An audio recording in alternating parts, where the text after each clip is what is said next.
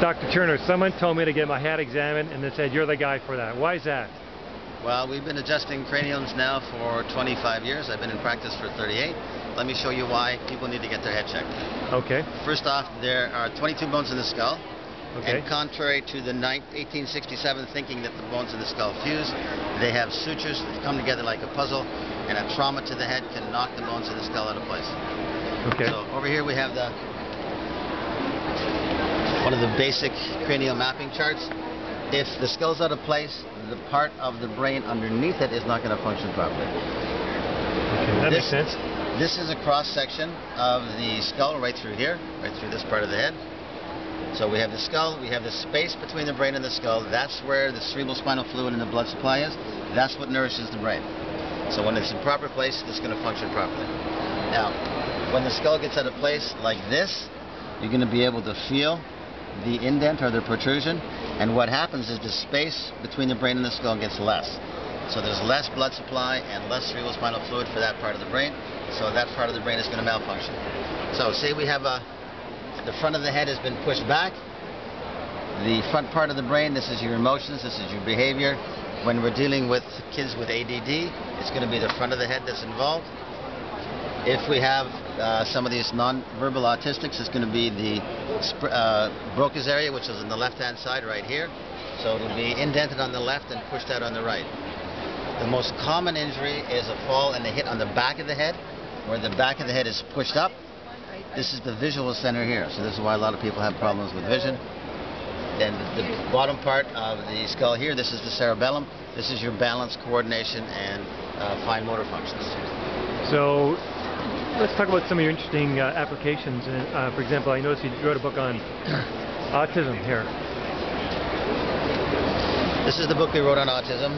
The autism is a whole spectrum, going from Downs to ADD to Rett's, Asperger's, ADD, ADHD, learning disabilities, compulsive disorders, things like that.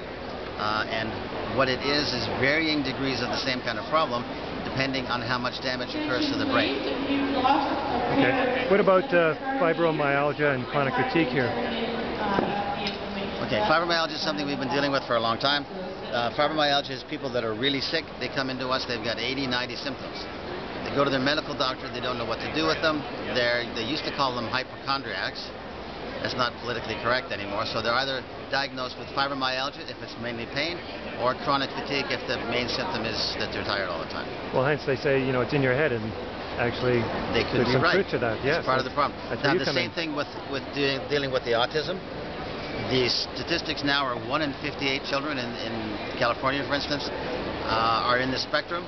And why is it that 1 out of the 58 have the problem and the other 58 are okay, when they all do pretty much the same thing? They've had vaccinations, they have bad diet, all those sort of things that most of these kids have. The reason why that one child has it and the other ones don't is because the skull is out of place. So it is the key for being able to help these kids. So let's look at two scenarios, Dr. Schnurr. The average Joe doesn't have too much of a serious injury, and then someone who has autism. What's the time frame in putting balance into that skull? And how long does it take to make the corrections? Yeah. Everybody's different. There's all kinds of factors that are involved. It depends on their health to start with. It depends on how much distortion there is in the skull, how much is out of place.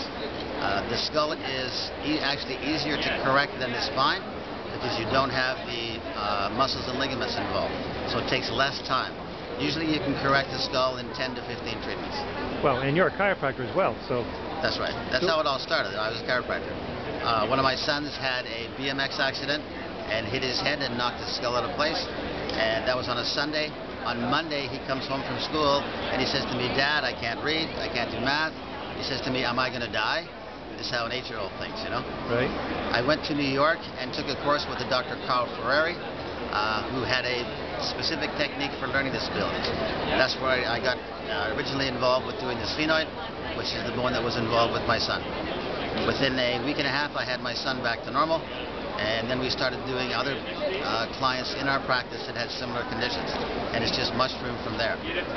We've done close to 5,000 special needs kids in the last 25 years, and now we actually teach other chiropractors how to do our technique. There are 850 chiropractors worldwide that know how to do our stuff now. Oh, excellent. Well, you know, just listening to this new perspective gives me a new perspective on life, actually.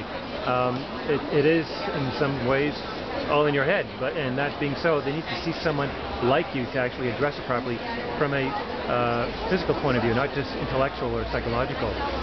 Because, as you mentioned, when they have that injury, it affects the person's emotions and so on and so forth. So many people have had head injuries that if it's not bleeding, they don't think anything about it.